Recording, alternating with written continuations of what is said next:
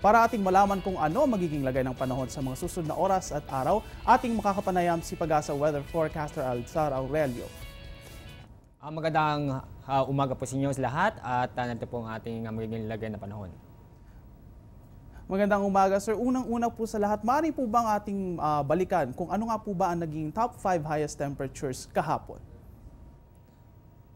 Opo, at kahapon ay nakaranas pa rin tayo ng malinsangan na panahon, hindi lang dito sa Metro Manila, kundi sa buong bansa. At sa ating mga monitoring station natin, ang top 5 na record natin para sa araw kahapon. Ito po yung nangunguna ang Cabanatuan, kung saan umaabot ng 37.0 degrees Celsius. Kung alawa, itong Naiya sa may Paranaque, na kung saan umabot ng 36.8 degrees Celsius. Pangatlo sa bandang Cavite na umabot ng 36.3 degrees Celsius. At sa Luzon pa rin ang sumunod na sa Aurora, ito ay umabot ng 36.0 degrees Celsius. At ito ay ganun pa rin ang temperature dito sa bandang San Jose Occidental, Mindoro. At ang panghuli po, ito ay sa bandang Mindanao, sa General Santos City, kung saan nakarecord po tayo ng 35.5 degrees Celsius.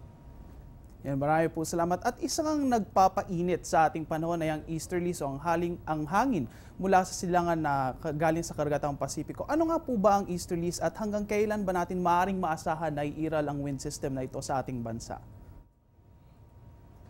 Opo, ang easterlies nito ay patuloy na makaka-apekto sa ating bansa at mayroong mga araw po na ito'y magkakaroon ng break kung tinatawag o hindi makaka-apekto sa ating bansa. Pero sa panahon ng tag-init ay aasahan pa rin natin itong easterlies na makaka-apekto sa ating bansa kung saan nakakaranas tayo ng mainit na panahon. Ang easterlies po, ito isang characteristic kung saan nanggagaling ito sa Pacific Ocean, kung saan ang direksyon ay mumula sa east patungo sa ating bansa. Ay makikita, ito yung makikita na our winds coming from the east at ang sumunod po, ito yung magagaling sa Pacific Ocean. Itong easterlies ay nagdadala ng mainit o yung warm and moist na hangin, kung saan tayo nakakaranas ng maalinsangan panahon sa buong bansa. At ito ay makakapag-produce ng thunderstorm. Kasi po, ang easterlies nagagaling sa Pacific Ocean, nag-iipon yan ng water vapor. Kaya nabubuo ang isang thunderstorm dahil naiipon siya ng maraming water vapor at nabubuo isang malaking ulap kung saan ito ay thunderstorm. Yan nga po mga kaibigan, patuloy na mararanasan natin ang mainit na pag-iral ng easterlies. At nasabi nga ng Pag-asa noong mga nakarang araw na dahil sa patuloy na pag-init ng panahon ay maaari tayong makaranas ng epekto ng El Nino conditions na nanggagaling sa karagatang Pasipiko. Ano nga po ba ang indicators ng El Nino at paano natin masasabi na tayo ay papasok na dito sa sistemang ito? Opo, at itong indicator nito ay meron po tayong isang monitoring station o binabantayan dito sa malaking bahagi ng Pacific Ocean. At sa may parting malapit sa equator kung saan ang tinatawag natin Nino 3.4. Doon po tayo nagmo-monitor kung saan ito ay magiging makakaruputan ng El Nino, La Nina dito sa ating dito sa ating mundo o makaapekto sa ating bansa. At inyong kikita may tatlong indicator po na masasabi natin El Nino o La Nina po or neutral pa ho. Ito yung nangunguna, ito yung sea surface temperature anomaly.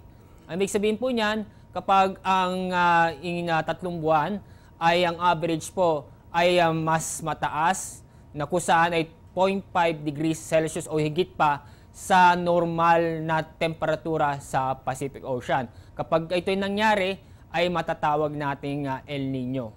At isang pang indicator, ito yung makikita yung Southern Oscillation Index. Ito yung kinukuha po yung pressure o difference kapag ang pressure po ay negative, ang difference sa pagitan ng isang sa Australia at isa naman sa Tahiti at pinagsama at ang difference ay naging negative, ay masasabi natin na El Nino. Kapag naging positive naman, ang pressure po ay mas mataas sa Australia kaysa Tahiti, matatawag natin La Nina.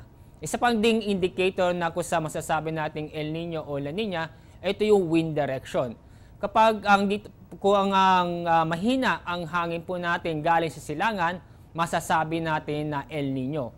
Kapag ang hangin naman mula sa silangan ay malakas, masasabi nating La Nina. Ayan nga, maaari nating maranasan ang El Nino phenomena na ito o maaari itong maranasan sa Karagatang Pasipiko at makaramdam tayo ng epekto nito yan sa susunod na buwan. Ngunit may posibilidad pa lamang yan. Ginoong Alzar, bagamat mainit ang panahon, mayroon po ba tayong inaasahang mga bagyong papasok dito sa Philippine Area of Responsibility? At kung meron man, ay ilan po ba ang ating maasahan? At ano nga po ba ang inaasahan nating dami ng pag-ulan ngayong buwan na ito? Opo, at sa buwan ng ito ng Mayo, inaasahan po natin na isang bagyo na papasok sa ating Philippine Area of Responsibility na maaaring mag-trigger o magsimula ng tag-ulan dito sa ating bansa. Kadalasan nagsisimula ang tag-ulan, ang pinakamaaga po last week ng May, at pinaka-late na po ay first week of June. Yan nga po mga kaibigan, maaari tayong makaasa o may posibilidad na may bagyo na pumasok sa huling linggo ng Mayo at maaaring ito na rin ang maging tagapagbunsod ng tag-ulan dito sa ating bansa. Ano nga po ba, isa nga pong lumabas na weather system sa ating 5 AM forecast ay ang frontal system. Maaari po bang very briefly ay pakipaliwanag kung ano nga po ba ang frontal system? Opo, ang frontal system, ito yung pagkaiba ng dalawang magkaibang hangin, isang malamig at isang mainit na hangin. At yung magkakaroon ng isang frontal system dahil ito yung medyo malamig at medyo mainit dito sa bandang sa area nito. At nag-meet po ang dalawang magkaibang hangin, nagkakaroon po ng kaulapan, makakapal ng ulap na maaari magkaroon ng light to moderate rains at isolated thunderstorm. At kung saan naapektuhan niya itong extreme northern Luzon.